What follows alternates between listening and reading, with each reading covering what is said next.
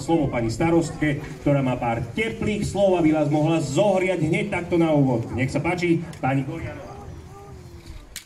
Pani Golejnová, nič, trošku áno. No nič. Prajem vám príjemný, krásny deň, aj keď počasie trošku nevyšlo, ale verím tomu, že naozaj slova pána moderátora budú naplnené a to počasie sa zmení.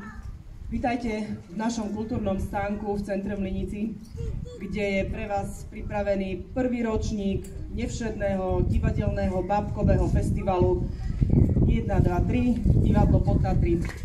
Ja sa veľmi teším, že tento krásny festival bude prebiehať práve v našej obci. Ja vopred ďakujem organizátorom, že sa odhodlali na jeho usporiadanie, lebo ja viem, že je to neľahká práca a stojí to veľa času a úsilia. Dnes je symbolicky 1. septembra a 1. september si pripomíname Deň Ústavy Slovenskej republiky, ktorá sa stala medzníkom v ére samostatného Slovenska. A tak verím, že tento festival bude takým medzníkom v ére kultúrneho života našej obci Linica. Organizátorom podujatia prajem ešte raz veľa síl a odhodlania do ďalších ročníkov. Festivalu prajem zaujímavých účinkujúcich a nám všetkým návštevníkom festivalu prajem naozaj skvelý kultúrny zážitok. Užite si dnešný deň.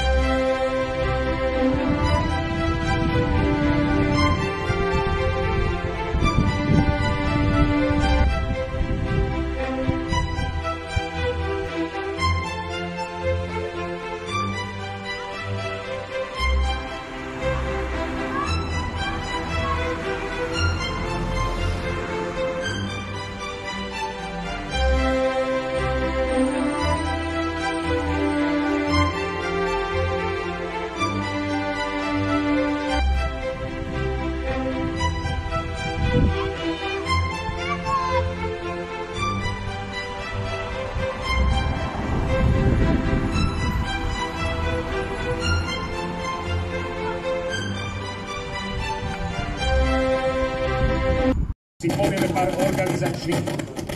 Vraví, že sa ťa veľmi bojí. A ešte vraví, že sa najviac bojí toho tvojho hlasného bu.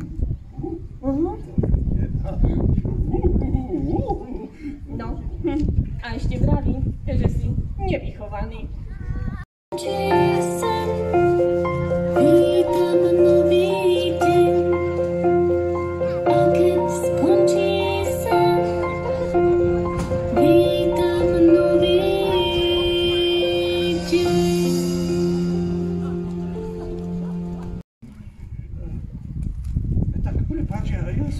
Nevedel, že je to tvoja cestovná škatulka. Vedel, že som sa chcel iba pozrieť, no... No, nevadí, teda, nevadí. Nie, mi to ľúto. Ale mám nápad. Áno, nápad.